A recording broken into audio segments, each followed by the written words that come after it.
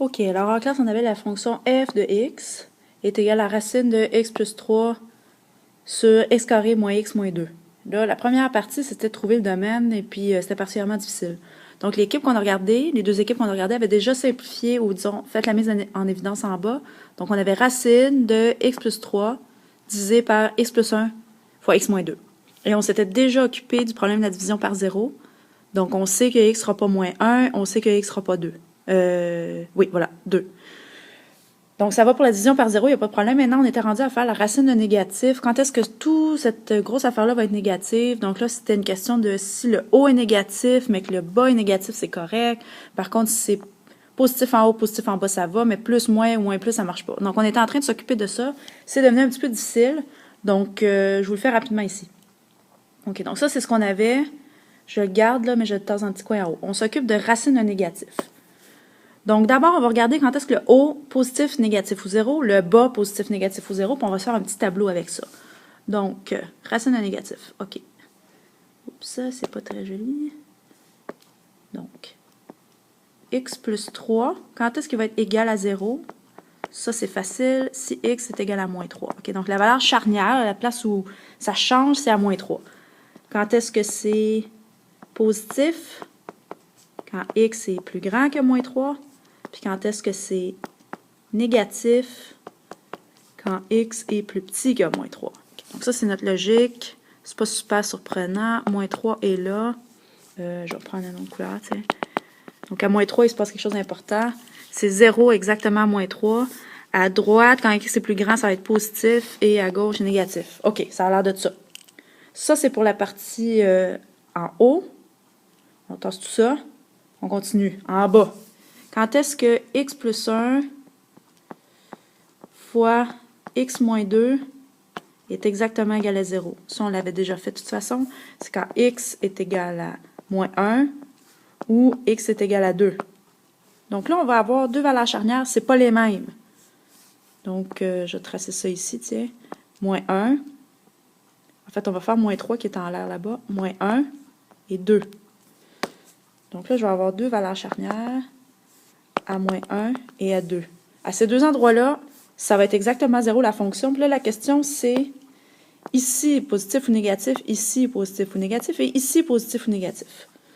OK, je pourrais faire plein d'algèbres puis me casser la tête avec ça ici, mais on se souvient de où est-ce que ça vient, ça? X plus 1 fois x moins 2, c'était x carré moins x moins 2.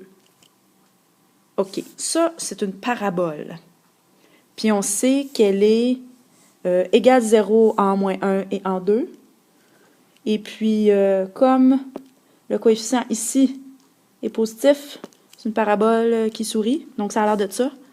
Puis donc, on sait que ça, c'est moins 1. Ça, c'est 2. OK, on a un petit... Ça, c'est x. Ça, c'est f de x. Ben, disons la parabole qu'on a là. Donc, elle est positive, négative entre les deux et positive.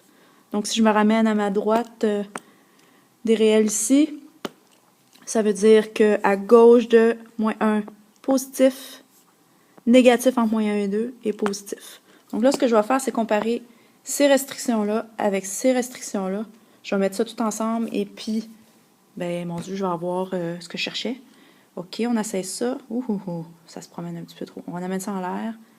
Ça ici, rapetisser ça un peu. OK, on a de la place.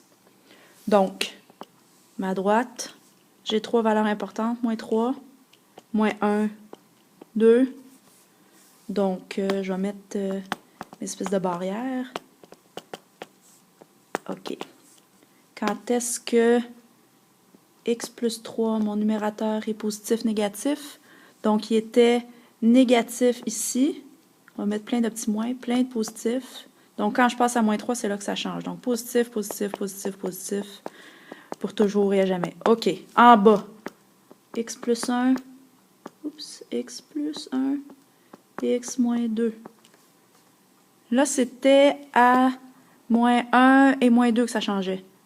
Donc, c'est positif à gauche de moins 1. OK, donc positif, positif, positif, plus. Entre les deux, c'est moins.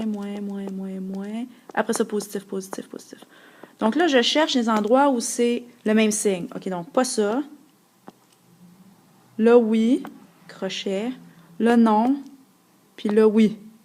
Et ça fit pas mal bien avec ce que Desmos nous disait. Hein? Donc, de moins 3 à moins 1, c'est permis. Plus grand que 2, c'est permis. Entre moins 1 et 2, c'est interdit. La seule question qui reste, c'est est-ce qu'à moins 3, c'est permis ou interdit? À moins 1 et à 2. À moins 1 et à 2. Je vais être capable de retrouver. OK. Vous, tassez-vous. Oui, à moins 1, c'était interdit. À 2, c'est interdit. J'espère que vous avez suivi ça. Oups. Moins 1 et 2, c'est interdit. Merci. Et exactement à moins 3, on va le regarder. Exactement à moins 3, ça va me faire 0. Ah ben, racine de 0, c'est permis. Donc, pas de problème. Donc, moins 3, exactement, ça va être permis. Pas moins 1, pas 2.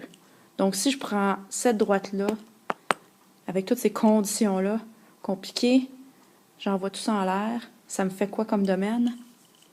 Donc, domaine de f de x, moins 3 est permis, jusqu'à moins 1. On avait conclu que moins 1 n'était pas inclus.